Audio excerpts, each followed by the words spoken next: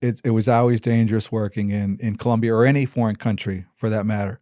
I mean, look at Kiki Camarena. He's kidnapped and killed in Mexico, in 1985 by in Guadalajara. These traffickers, they don't care if you get too close to them. They're going to take action. And they did unfortunately, with Kiki Camarena. And with us, the Cali cartel operated a little differently though, right? They saw what happened with Escobar, right? The Medellin cartel and Pablo Escobar operated, their MO was violence, threats, intimidation, murder, kidnapping, extortion. They assassinated. I mean, look at the violence that Medellin did. They assassinated the Minister of Justice, Rodrigo Lar, in 1984. They killed the presidential candidate, Galan, in 1989. They blew up the fucking Avianca flight with 100 people on it, right? These guys didn't care. It was rule through violence and intimidation. And Cali saw what happened, right? Rodriguez Gotcha was shot and killed by the police.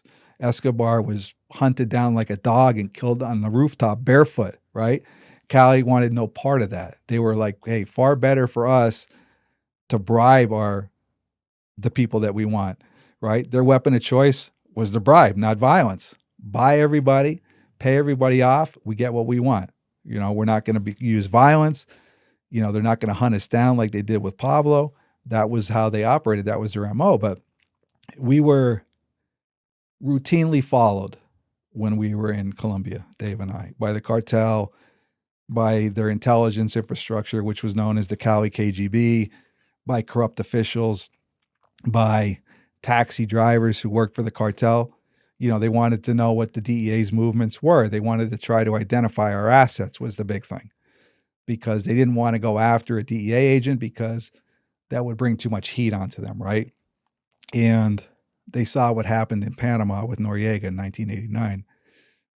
The U.S. invaded Panama to go after Manuel Noriega, and Cali cartel thought that that was a viable option. So they wanted no part of harming a DEA agent. But what they would do, their thought process was, and they knew how we operated, that we couldn't launch our own unilateral operations. We had to utilize the Colombian security forces. They had that covered. They had them all corrupted. But the biggest threat to them was what? Informants. So if they could follow us to who we were meeting with, they would eliminate those people in a second.